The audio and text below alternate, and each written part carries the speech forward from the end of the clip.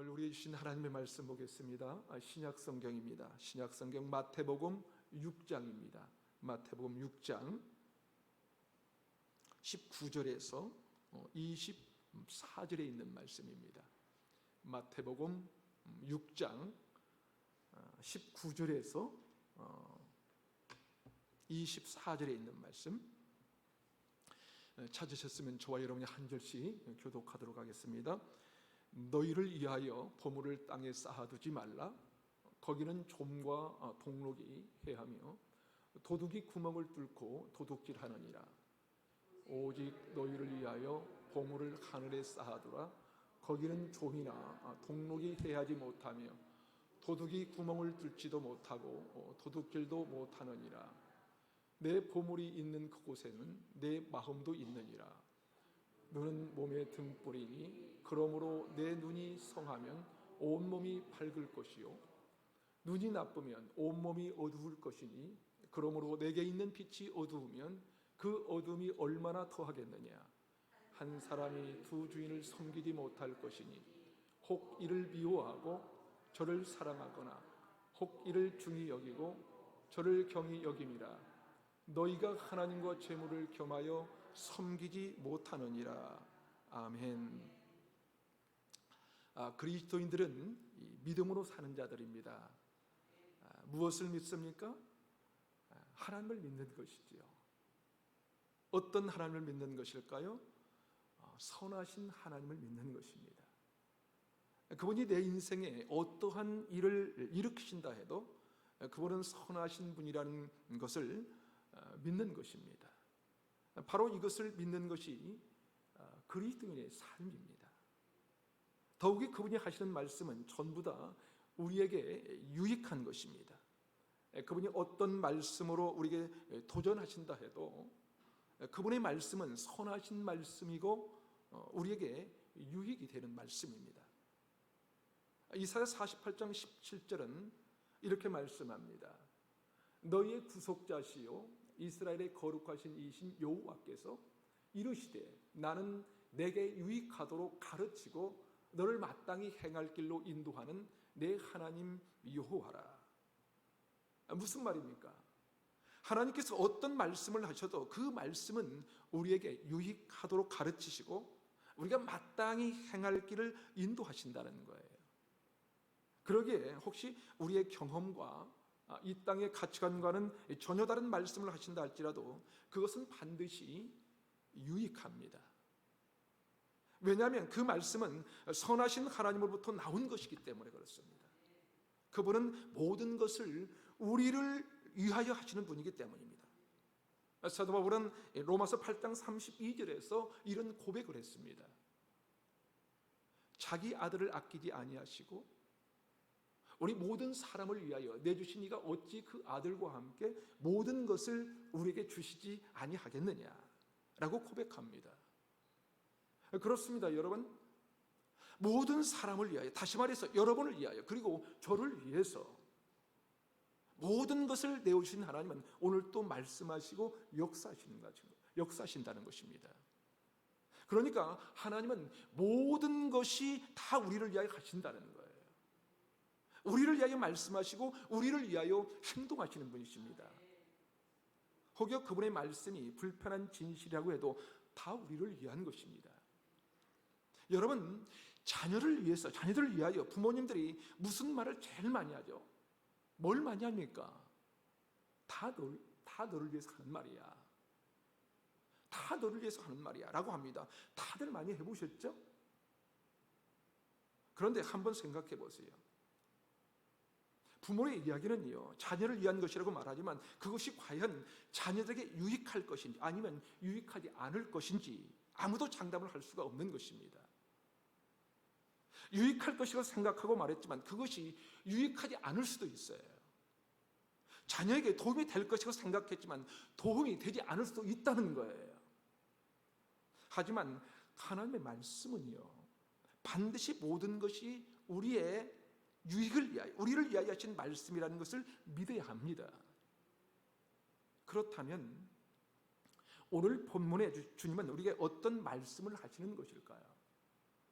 오늘 본문에는 중요한 이 다섯 가지, 이 다섯 개가 그 단어가 나옵니다. 다섯 개. 이 다섯 개의 단어가 본문 이 전체의 핵심을 이끌어가는 이 단어입니다. 첫 번째로 19절과 20절에 반복되어 나오는 단어가 있습니다. 이 보물이라는 단어입니다. 보물. 19절은 이렇게 시작합니다. 너희를 위하여 보물을 땅에 쌓아두지 말라. 20절은 오직 너희를 위하여 보물을 하늘에 쌓아두라. 이 보물이라는 단어가 핵심 단어이고요. 두 번째 단어는 21절에 이렇게 말씀합니다. 내 보물이 있는 그곳에는 내 마음이 있느니라. 두 번째 단어는 이 마음이라는 단어입니다. 마음. 그런데 주님께서 보물과 마음 이야기를 하고 난 다음 전혀 다른 얘기를 하십니다. 세 번째로 눈이라는 이 단어가 나오죠. 22절에 보니까 이렇게 말씀합니다. 눈은 몸의 등불이니 그러므로 눈이 성하면 온몸이 밝을 것이요.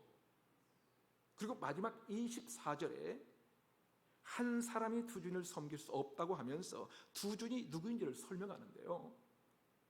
그 두 주인은 이 재물 그리고 하나님이라고 말씀하고 있죠. 바로 네 번째 단어가 재물이에요. 재물. 그리고 그 다섯 번째 단어는 하나님이십니다. 다섯 가지 단어가 다 나와 있죠. 여러분 기억하시겠어요? 함께 한번 해볼까요? 첫 번째가 뭐예요? 보물. 그 다음에 마음. 그 다음에 눈. 그 다음에 재물. 그 다음에 하나님이라는 이 다섯 단어입니다. 이 단어를 잘 기억하시면서 오늘 말씀을 함께 나눠보도록 하겠습니다. 여러분 보물이 뭐죠? 보물. 보물은요 귀한 것입니다. 매우 소중한 거예요. 함부로 내버릴 수 없는 것입니다. 절대로 포기할 수 없는 것일 수도 있습니다. 그것이 바로 보물입니다. 19절을 다시 한번 읽어보면요. 너희를 위하여 보물을 땅에 쌓아두지 말라. 이것을 다른 말로 바꾸면요.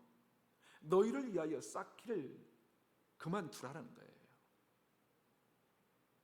그런데 이 보물이라는 이 헬라의 단어는요. 쌓아두다라는 이 단어와 똑같은 단어입니다. 보물이라는 이 저축하다, 이 보관하다는 단어는 디테미에서 유래했고요. 쌓아두라는 단어 역시 이 보물을 쌓다,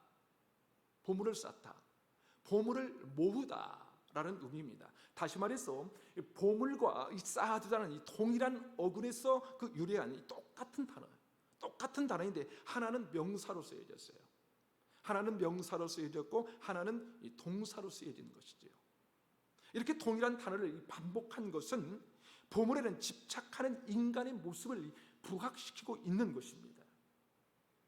물론 이것은 돈을 저축하거나 모으는 것을 그만하는 것이 아니에요. 돈을 모아야 돼요. 그렇죠? 다만 자신의 욕심을 채우기 위하여 쌓아두는 것을 경계하는 거예요. 다시 말해서 영적인 문제에 대한 이 관심을 갖지 않고 이 땅의 일에만 집착하는 것을 경계하는 의미인 것이죠. 써야 되는 일에 쓰지 않고 쌓아두는 것을 금하는 거예요. 쌓아두는 것이 아니라 올바르게 사용할 것을 촉구하고 있는 것입니다. 그렇다면 여러분은 어떻습니까? 사실 우리 인생은요, 뭔가를 자꾸만 쌓아두고 싶어 합니다. 돈도 넉넉하게 쌓아두고 싶고요, 우리의 일의 그 경력도 자꾸 쌓아두려고 해요. 그렇게 쌓아두는 그 인생이 되어가는 것이죠. 세월이 가면 갈수록 더 많이, 더 풍성하게, 더 넉넉하게 쌓아두려고 합니다. 그리고 그것이 우리에게 보물이 되는 것이죠. 그런데 오늘 말씀은 그 보물이 마음과 관련이 있다고 말씀합니다. 21절에 보니까 이렇게 말씀합니다. 내 보물이 있는 그곳에는 내 마음도 있느니라. 여러분 한번 상식적으로 생각해 볼까요? 여러분이 뭔가를 소중한 것이 있어서 자꾸 쌓아갑니다. 쌓아가면 쌓아갈수록 내 마음이 어떻습니까? 자꾸 그곳에 집중되지 않습니까? 왜요? 귀중하거든요. 소중하기 때문에 쌓아두었거든요. 그러니까 자연스럽게 내 마음이 자꾸만 그것으로 향하는 거예요. 그것으로. 다시 말해서 이 보물이라는 것은 마음이라는 것과 절대 떨어질 수 없는 거예요. 쌓으면 쌓을수록 그것에 점점 더 마음이 집중되기 시작합니다. 요즘에는 은행을 직접 가지 않고 전자기기를 사용하는 경우가 많지만 옛날에는 어떻습니까? 전부 다 통장을 사용하지 않았습니까? 지금도 통장 사이에 돈을 끼워갖고 가서 입금을 하기도 하는데요. 입금하고 나면 어떻게 해요?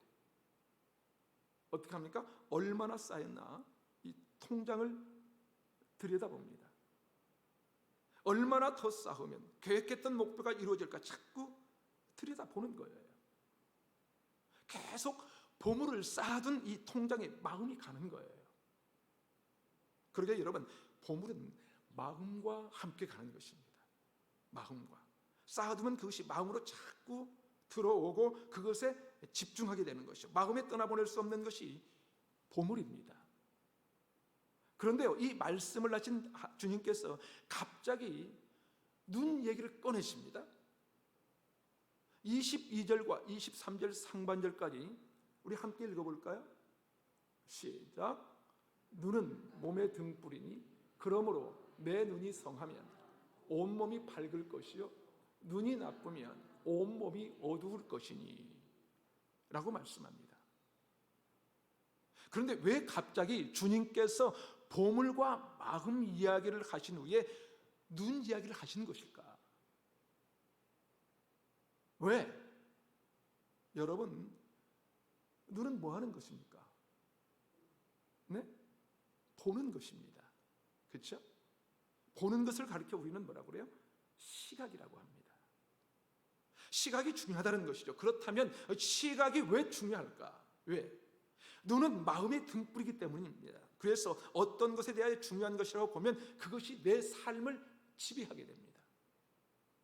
중요하지 않다고 보면 그것이 내 마음 속에 들어오지 못하기 때문이에요. 그러니까 마음 속에 들어와 있는 보물에 대하여 어떤 시각을 가지고 있느냐가 중요하다는 거예요. 다시 말해서 내가 쌓아놓은 것에 대하여 어떤 시각을 가질 것인가에 하는 것은 중요하다는 것입니다. 그래서 오늘 성경은 보물, 마음, 그리고 눈에 관하여 말씀합니다. 여러분 한번 생각해 보세요. 돈이 중요한 사람은요, 돈을 쌓아두게 할 뿐만 아니라 쌓아둔 돈을 바라볼 때마다 저것은 중요하다는 생각이 드는 거예요. 그래서 쌓아두었던 돈이 좀 없어지면 굉장히 불안해합니다. 굉장히. 돈이 늘어나면 굉장히 안정감을 가져요.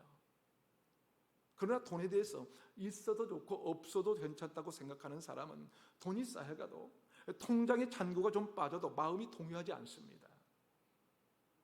그러니까 쌓아놓은 보물을 어떻게 볼 것인가가 이 중요하다는 것이죠. 이 시각. 그런데 오늘 성경에 보니까 눈이 성하면 온몸이 밝을 것이요 눈이 나쁘면 온몸이 어두울 것이니 라고 말씀합니다. 여기서 나쁘다, 이 나쁘다라는 단어는 집착한다라는 의미입니다. 집착한다. 그러니까 우리가 쌓아둔 것에 대하여 나쁜 눈을 가지면 집착하게 된다는 거예요. 만약 돈을 쌓아두면 돈에 집착한다는 거예요. 또 집착한다라는 단어의 뜻은 노예와 같이 된다는 거예요. 다시 말해서 노예와 같이 완전히 묶여서 산다는 거예요. 그래서 돈이 없으면 못 살 것 같은 거예요.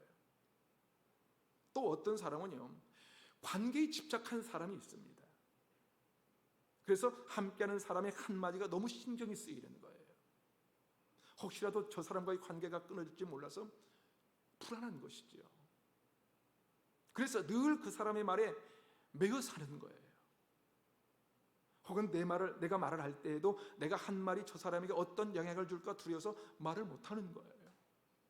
그러니까 관계에 집착하면 할수록 노예의 삶을 사는 거예요. 어떤 사람은 건강에 매여 삽니다. 물론 건강하면 매우 좋죠. 너무너무 좋은 것입니다. 건강하면 좋지만 건강에 너무 집착하기 시작하면요, 건강으로 인하여 인생이 어떻게 되냐면 노예가 되기 시작합니다. 노예가 되고 말이에요. 그래서 건강 때문에 꼼짝을 못해요. 자녀에 대해서도 마찬가지입니다. 자녀에 대해서 너무 집착하는 것은 시각이 잘못된 것입니다. 시각이 잘못되면, 다시 말해서 시각이 나쁘면 집착하거든요. 집착하게 됩니다. 그래서 자녀로부터 벗어나지를 못해요. 물론 자녀를 잘 기르고 싶고 자녀가 잘 되기를 바라는 것은 당연합니다. 잘 돼야 돼요. 그럼에도 불구하고 우리 부모들이 과도하게 자녀들에게 집착하여 매여 사는 것은 아니라는 거예요. 여러분, 자녀에게 너무 집착하지 마세요. 자녀는 우리가 집착하거나 매이는 보물이 되면 안 된다는 거예요. 그런데 눈이 성하면에서 성하다, 이 성하다라는 이 단어는요, 헬라어 원어를 보면 너그러워진다, 관대해진다 라는 뜻입니다. 그러니까 우리가 눈이 좋으면, 다시 말해서 시각이 바르게 되면 사물을 볼 때 집착을 하지 않아요. 집착을 안 하니까 마음이 넓어지는 거예요. 마음이 넓어지는 거. 예수님께서 말씀하시기를 요한복음 8장 32절에 진리를 알지니 진리가 너희를 자유케 하리라고 말씀하셨습니다. 여러분, 진리가 뭐죠? 진리는 하나님의 말씀이에요. 하나님의 말씀이 우리 안에 자리 잡기 시작하면 자유케 되는 거예요. 집착으로부터 멀어진다는 거예요. 돈이 좀 있어도 감사하고요, 돈이 좀 없어도 없는 대로 살면 되지 뭐. 돈에 대해서 자유한 것이죠. 그런데 어떤 사람들은 돈에 얽매입니다. 그래서 돈의 노예로 사는 거예요. 있으면 좋아서 어쩔 줄 모르는데 없으면 견디지 못하는 거예요. 관계 문제도 그렇습니다, 여러분. 관계가 좋을 땐 괜찮은데 관계가 조금 나빠지면 어쩔 줄을 몰라요. 밤잠을 설치기도 하고요, 어떻게 할까, 어떻게 했으면 좋을까 견딜 수가 없어야 합니다. 그런데 여러분, 신앙생활을 잘 하는 것은요, 너그럽게 되는 거예요. 관대해지는 거예요. 왜냐하면 성하다, 이 성하다는 것은 관대하게 된다라는 의미거든요. 그러게 여러분이 보물에 대하여 쌓아두는 것에 대하여 성한 마음, 다시 말해서 관대한 마음을 갖게 되기를 바랍니다. 관대한 마음, 널찍한 마음을 갖게 되시기를 바랍니다. 건강도 그래요. 늘 건강이 좋으면 더할 날이 없이 좋은 것이죠. 다 건강해야 됩니다. 그러나 사람이 항상 건강할 수만은 없어요. 우리가 건강을 유념하고 예민하게 유의한다고 해서 늘 건강을 유지할 수 있는 것이 아니거든요. 그렇지 않나요? 그러기에 여기에 대하여 넓은 마음, 관대한 마음을 가지라는 것이지요. 그것이 오히려 건강하게 잘 살 수 있는 비결이 아니겠습니까? 사업도 마찬가지입니다. 요즘 사업하시는 분들이 대부분 어려움을 다 겪고 있어요. 다 호소하고 있습니다. 뭐 하나 쉬운 게 없어요. 모두 다 어렵습니다. 여러분, 사업을 하고 계시다면 사업이 늘 잘 되기만 하던가요? 그러나요? 아니죠. 때로는 잘 돼서 올라가기도 하고 때로는 어떻습니까? 내려가기도 합니다. 어느 때는 아무런 발전이 없는 것 같기도 해요. 밋밋해요. 그럼에도 불구하고 지나보면 다 잘 지나지 않았습니까? 오늘 말씀을 묵상하면서 저에게 주시는 마음과 시각도 그거예요. 교회를 세워놓고 정말 교회가 잘 되고 많은 영혼들을 살리는 교회로 빨리 성장했으면 좋겠는데 제 마음대로, 제 생각대로 안 되거든요. 그래서 조급해지기도 하고요, 두렵기도 하고요, 또 한편 여러분에게 죄송하기도 하고 그렇습니다. 그래서 자다가도 벌떡벌떡 일어나게 되고요, 속이 터져서 평온을 유지하지 못할 때도 있는 것이에요. 그런 죄에게 주님은 말씀합니다. 그래, 네 눈이 성해야 한다. 그래, 네 눈이 성해야 한다. 좀 더 관대지라는 것이죠. 좀 더 넉넉한 마음으로 교회를 바라보라는 이 주님의 음성으로 들려지는 것입니다. 사랑하는 여러분, 그렇습니다. 아무쪼록 우리의 눈이 성해서 선한 마음의 눈을 가지고 좀 더 관대해지고 넉넉해지는 저와 여러분이 되시기를 주님의 이름으로 축복합니다. 주님께서 이렇게 보물에 관해서 말씀을 하시다가 마지막 24절에는 이 재물에 대해서 말씀을 하시는데요, 여러분, 보물을 쌓아두는 것이라고 하지 않았습니까? 보물은? 그런데 이 보물이 재물이라는 것과 연결이 되어 있습니다. 자세히 보십시오. 재물은 뭡니까? 돈이죠. 돈. 헬라의 맘모너스라는 단어입니다. 그런데요, 헬라의 맘모너스라는 이 단어는 히브리어 아멘이라는 단어와 연결되어 있다는 것을 아십니까, 여러분? 이 아멘 무슨 뜻이죠? 아멘이 무슨 뜻이죠? 믿음대로 되기를 원합니다. 믿음대로 돼. 고백하고 기도한 대로 되기를 소망합니다. 믿는다는 뜻이 아멘입니다. 이 아멘이 바로 맘모너스라는 이 단어인데요, 다시 말해서 이 단어는 원래 믿음, 이 신뢰라는 이 의미의 단어입니다. 그런데 왜 이 단어가 이 재물이라는 단어로 바뀌었냐면요, 당시에도 사람들이 가장 신뢰하고 믿을 만한 것이 이 돈이라고 생각을 했어요. 그래서 믿음, 신뢰라는 이 단어가 이 돈이라는 단어로 바뀌었습니다. 여러분, 믿음이란 하나님을 신뢰하는 것입니다. 그런데 사람들이 하나님을 신뢰하지 않고 자기에게 가장 믿을 만한 이 맘몬이라고 생각한다는 거예요. 믿을 만한 것이, 다시 말해서 이 돈이라고 생각한다는 것이죠. 그래서 많은 사람들에게 하나님의 자녀를, 그 자리를 돈이 차지하게 된 거예요. 다시 말해서 맘몬이 차지하게 되고 말았어요. 맘몬이 차지하게 됐어요. 돈만 있으면 하나님이 없어도 된다고 생각하게 되었던 것이죠. 그래서 주님께서 재물과 하나님을 겸하여 섬길 수 없다고 하신 거예요. 여러분, 신앙생활은요, 하나님을 믿는 것입니다. 하나님을 신뢰하는 거예요. 하나님을, 그 선하심을 믿는 것입니다. 그리고 그분만이 유일한 신뢰의 대상이라고 생각합니다. 그런 시각을 가지지 않고서는 절대로 어떤 것들로부터 자유롭게 되지 않습니다. 노예의 상태에서 빠져나올 수가 없습니다. 사랑하는 여러분, 우리는요, 세상의 것들에 매여 사는 인생이 아니라 하나님께 매여 사는 인생인 거예요. 주님의 종된 삶을 사는 것이죠. 그렇지 않으면 우리는 다른 어디인가에 묶여 살고요, 노예가 돼요. 무엇인가의 노예로 살고요, 벗어나지 못해서 어떻게 할지를 몰라요. 돈에 매여 사는 사람들은요, 사람이 점점 더 인색해집니다. 돈이란 게 그렇지 않습니까? 돈이 없는 사람에게 돈이 필요한 거예요. 돈을 벌어야 돼요. 그런데 돌아보면 어떻습니까? 돈이 많은 사람이 돈에 더 매여 삽니다. 돈이 없는 사람은 어차피 없으니까 자유해요. 그런데 돈이 많은 사람은 그 돈이 나갈까 봐 벌벌 떠는 것을 봅니다. 그래서 흔히 하는 말이 뭐라고 합니까? 인놈이 더해. 그런 말을 하죠. 왜냐하면 돈이 넉넉히 있어도 자꾸 거기에 매달려 살기 때문에 그래요. 돈의 노예의 인생을 살게 되는 거예요. 눈이 나쁘기 때문에 그렇습니다. 여러분, 신앙생활은요, 하나님께 매달려 사는 거예요. 하나님께 매달려 살면 재물이 좀 없어도, 건강이 좀 약해도, 사업이 좀 안 돼도, 자녀가 좀 어려워도 결국은 우리를 이해하시는 선하신 하나님을 바라보며 자유하게 되어 있습니다. 왜요? 선하신 하나님을 믿기 때문에 그래요. 하나님은 우리에게 유익하도록 만들어주신 분인 것을 여러분 믿기 때문에 그렇습니다. 그러게 우리는 삶이 자유한 거예요.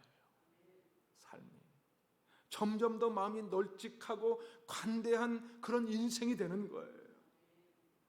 우리 모두 다 자녀들이 잘 되기를 원하지 않습니까? 우리 자녀들이 잘 돼야 돼요. 여러분의 사업이 잘 돼서 돈 걱정하지 않고 살면 너무너무 좋겠어요. 돈 많이 벌어야 돼요. 건강해서 건강 신경 쓰지 않고 살았으면 좋지 않겠어요? 건강하셔야 돼요. 그럼에도 불구하고 그렇지 않은 상황일지라도 우리 그리스도인들은 하나님의 선하심을 믿기 때문에 그것들에 매여서 살지 않습니다. 그렇다면 만약 우리가 땅에 쌓아두는 삶을 살면 어떻게 되는 것일까요? 오늘 본문 19절과 20절은 이렇게 말씀합니다. 우리 함께 읽어보겠습니다. 시작.